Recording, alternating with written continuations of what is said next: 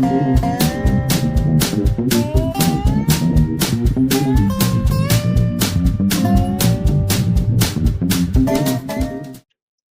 everyone, and welcome to Warhammer. Today we're doing the faction pack focus for Ossiarch Bonereapers. First off, battle traits, which I'll pause here because we've already gone over this in a short. There's a lot of stuff going on this page. Battle formations. Necrotic Symphony. Add 1 to casting rolls for friendly Ossiarch Bonereapers infantry wizards. Mortek Ballistari. Pick up to 3 friendly Mortek crawler units that are wholly within friendly territory and have not used a move. You can add 1 to hit rolls for their shooting attacks for the rest of the turn. Once per battle deployment phase, with the Cavalos Lance, you can pick up to 3 friendly Ossiarch Bonereapers cavalry units. Each target can move 6 inches, but cannot end that move in combat. Then once per turn in your movement phase, with the Mortek Phalanx, pick up friendly Mortek Guard that has been destroyed. On a 5-up, set a replacement unit with half the number of models from the target unit running up on the battlefield, more than 9 from all enemy units. Heroic traits, you've got Diversionary Tactics, subtract 2 from charge rolls for enemy units while they are within 12 of this unit. Aura of Sterility, subtract 1 from wound rolls for shooting attacks that target friendly Ossiarch Bonereapers units while they're wholly within 12. And Mighty Arcosian. If the unmodified hit roll for the attack that targets this unit is a 1 to 3, the attack fails and the attack sequence ends. Artifacts of Mighty Arcosian is probably going to be one of the ones you take. Either that or Aura of Sterility. Or Diversionary Tactics. They're all pretty decent, but I think Mighty Arcosian is better. Artifacts of Power. You've got the Marrow Pact once per battle for the rest of the turn. If the unmodified hit roll for a combat attack that targets this unit is a 1 to 2, inflict a mortal damage on the attacking unit after the fight has been resolved. That's pretty crazy. Passive Lords of Saturation. This unit has a ward of 5 up. Okay, that's a pretty good one. Or Load of Saturation, sorry. And Helm of Tyranny. Subtract 2 from the control scores of enemy units while they're within 12. Also all pretty decent, but I prefer the passives over the once per battle. I think the Load of Saturation is going to be the best one. Spell Lore, the Lore of Ossian Sorcery, casting value of 5, unlimited spell, empower Natrite weapons, pick up visible Ossiarch Bonereapers unit within 12, they score critical hits on 5 instead of 6s. Drain Vitality, casting value of 7, pick a visible enemy unit within 12, until the start of your next turn, subtract 1 from wound rolls and subtract 1 from save rolls. Casting value of 7, Shard Storm, pick a visible enemy unit within 18, roll a number of dice equal to the number of models in the target unit for each 5-up, inflict mortal damage. The Manifestation Lore, you have Soul Stealer Carrion, casting value of 6. Set a wholly within 12 to caster more than 9 from enemies. Nightmare Predator, casting value of 6, wholly within 12, caster more than 9 from enemies. And Bone-Tithe Shrieker, casting value of 6, wholly within 9, more than 9 of enemies. Into it we go. Nagash has the same rules that he's had in every other death faction, so I'm just going to pause it here, let y'all take a peek, and I'll move on to the next guy. Catacross, Mortarch of the Necropolis. If it used a relentless discipline ability, the ability affects friendly Bonereaper units wholly within 18 of this unit instead of wholly within 12. Pretty strong. Aviarch Spymaster, when your opponent declared a command for a unit within 18 once per turn, you roll a dice on a 5-up. That command has no effect, and the command points spent on it are still lost. Prime Necropolis, add 3 to the control scores of other friendly Ossiarch Bonereaper units while they're wholly within 18. Supreme Lord of the Bonereaper Legions, it's a command point to pick up to 3 friendly Ossiarch Bonereapers units wholly within 18. Until the start of your next turn, add 1 to save rolls for the targets while they're wholly within 18 of this unit. That's pretty strong. Arcan the Black, you have the Staff of Spirits, add 1 to casting rolls. Each time he successfully casts a spell, heal 1.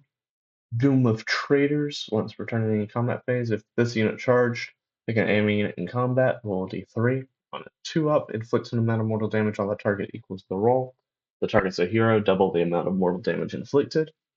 Mortarch of Sacrament, when your opponent declared a spell. If a friendly Ossiarch Bonereapers unit holier than 18 was picked to be the target on a 4-up, ignore the effect of that spell on the unit. This unit can use this ability more than once per phase, but only once per spell ability. And then casting value 6, Curse of Years. Pick a visible enemy unit within 18, roll 10 dice for each 6, inflict immortal damage on the target, and roll an extra dice. For each 5 up on those extra dice, repeat the above bullet points, then do the same for 4-up, 3-up, and then each 2-up. And he's a wizard 3. Really strong character. Arch Cavalos Xantos, Spear of the Cavaloi. When this unit uses a charge ability, it can pass through models and enemy infantry units as if it had fly.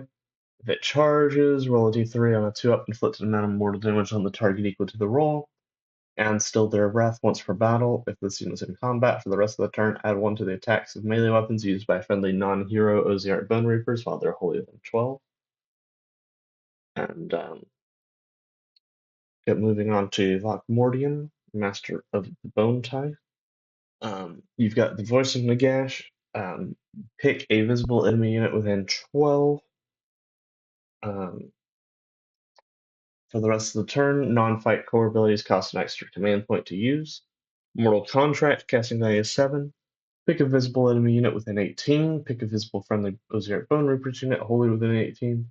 To the start of your next turn, each time the bound friendly unit is picked to be the target of an ability used by the bound enemy unit, roll a d3 on a 2-up, inflict an amount of mortal damage on the bound enemy unit equal to the roll as a reaction. If the bound enemy unit is destroyed, do not resolve the effect of the enemy ability. Pretty strong. Mortison Bone Shaper. Pick a friendly Ossiarch Bonereapers unit older than 12. On a 3-up, if it's damaged, heal 3. If it's not damaged, return a number of slain models to the target unit with a combined health characteristic of up to 3. Mortison Ossifactor. Pick a friendly Gothazar Harvester, Morghast Archée, or Morghast Harbinger's unit older than 12. On a 3-up, add 1 to the rend of their melee weapons until the start of your next turn. Alright, that was easy. Mortison Soul Reaper, subtract 1 from wound rolls for combat attacks made by enemy units while they're in combat with this unit. And when you declare a fight, you can pick a friendly non-hero Ossiarch Bonereapers infantry that's not used to fight. They can immediately use a fight, and they get +1 to hit. Pretty cool. Mortison Soul Mason, casting value of 7, Soul Guide. Pick a visible friendly Ossiarch Bonereapers unit wholly within 12. They get strike first. The Tyrannic Cohort.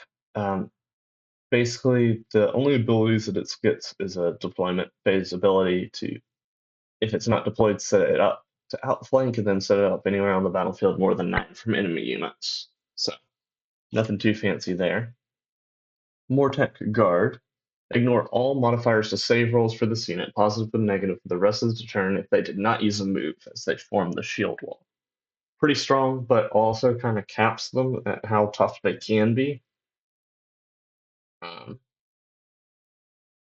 I feel like positive modifiers should still apply to them, and I'm not an advocate for this faction. It's not my favorite faction in the world, but just thematically, I don't understand why forming a shield wall would have stopped magic from affecting you. But Soulbound Protectors for the Mortis Guard. Add 1 to wound rolls for friendly Ossiarch Bonereapers heroes within this unit's combat range. I add 1 to ward rolls. However, every time you make a ward roll of 1 for a friendly Ossiarch Bonereaper hero within this unit's combat range, allocate a damage point to this unit after the damage sequence has been resolved. So make your characters a little tankier. Necropolis Stalkers. Quadric aspects. Pick one of the following effects to apply for the rest of the turn in the combat phase. Domination aspects, subtract 3 from control scores with enemy units. Blade parry aspect, subtract 1 from hit rolls for combat attacks that target this unit. Destroyer aspect, ward rolls cannot be made for damage points inflicted by its combat attacks. Or precision aspects, the melee weapons have anti-hero while this unit is in combat with an enemy hero. Pretty strong and versatile unit. Liege Cavalos passive, when this unit uses a charge ability, it can pass through enemy infantry units as if it had fly. Unstoppable charge.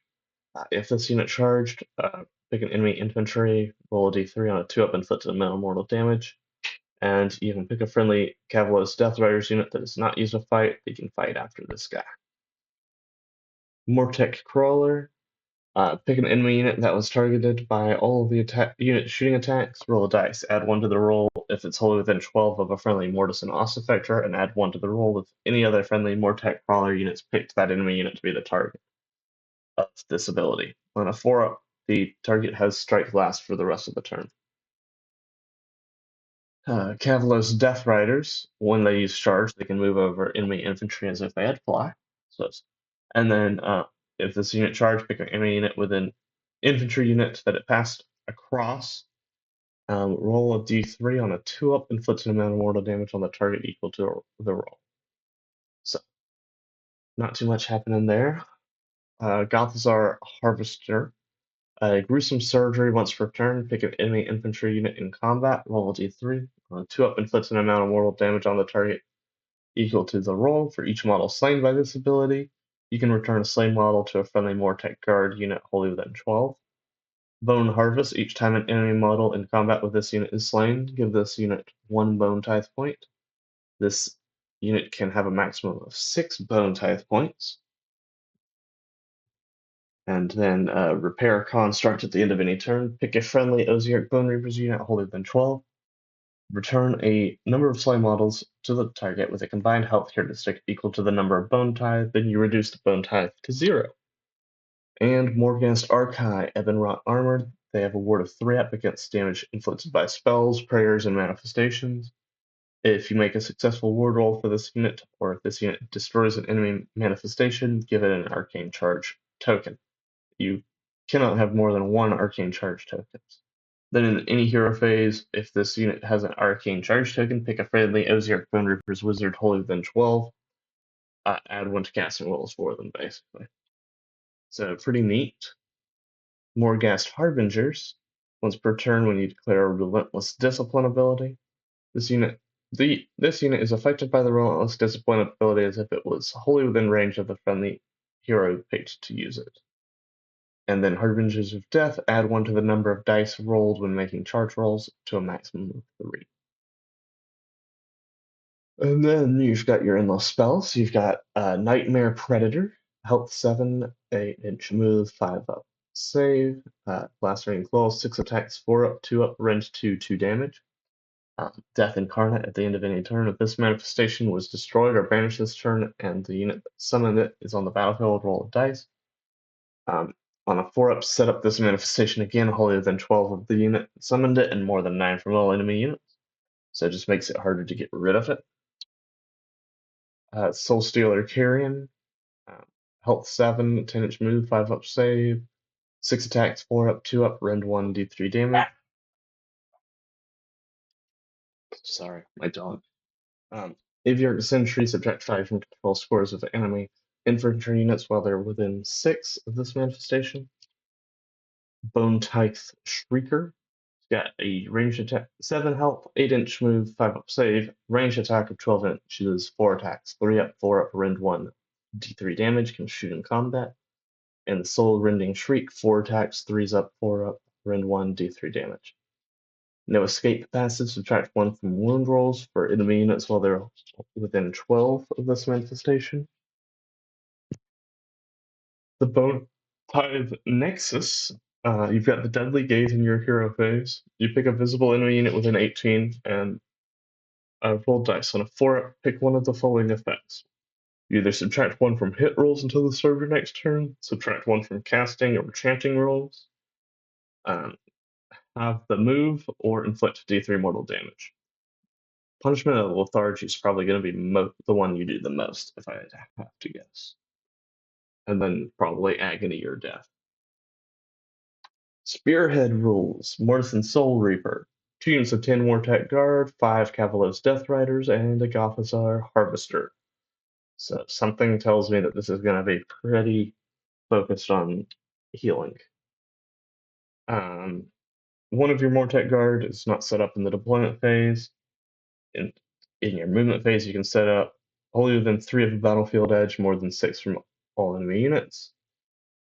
Um, yeah, you get your special Ossiarch commands. Um,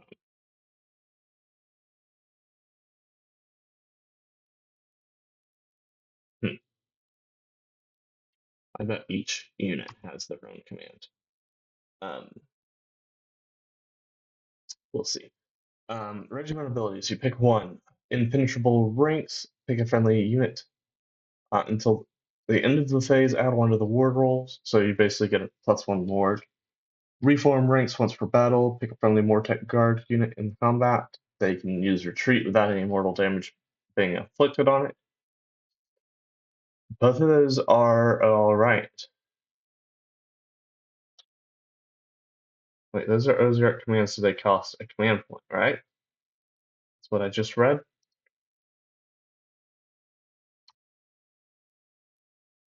Um,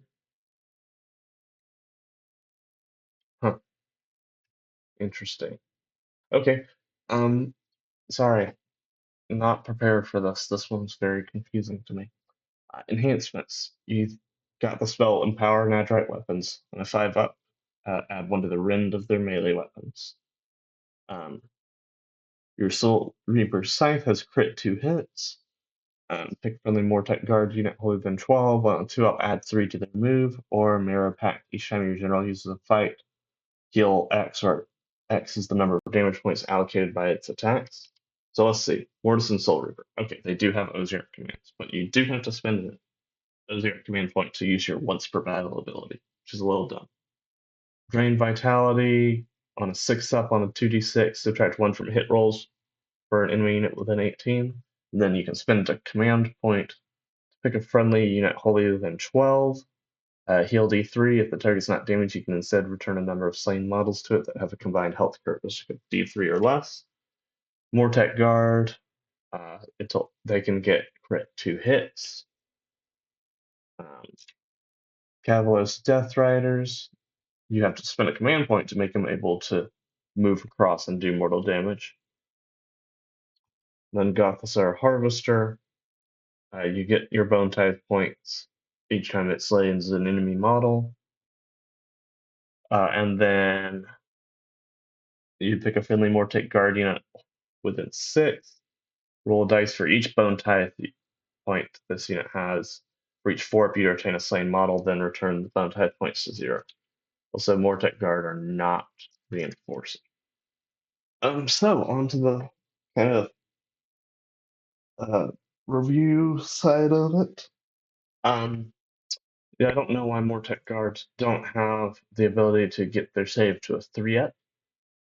I mean, I guess you could, just if you moved, you can do. Well, actually, I know you used to not be able to. Okay, no. It looks like you do still get command points. So you could technically use your command points if you were on the defensive to boost them up, or if you're on the offensive to boost their save up. It's probably still better to just ignore Rend. Yeah, it will be better to just ignore Rend, but 4-up save is all right. Um, all in all, a lot of healing as death does, returning a lot of slain models, being able to upgrade your ward, other kind of things is just lots of support heroes as you're also going to expect from Death Faction. Um, but we'll see how they do in games.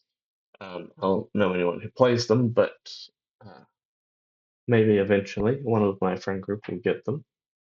But anyway, please like, comment, subscribe. Let me know uh, what unit you're most excited to see, and I'll see you in the next episode. Goodbye.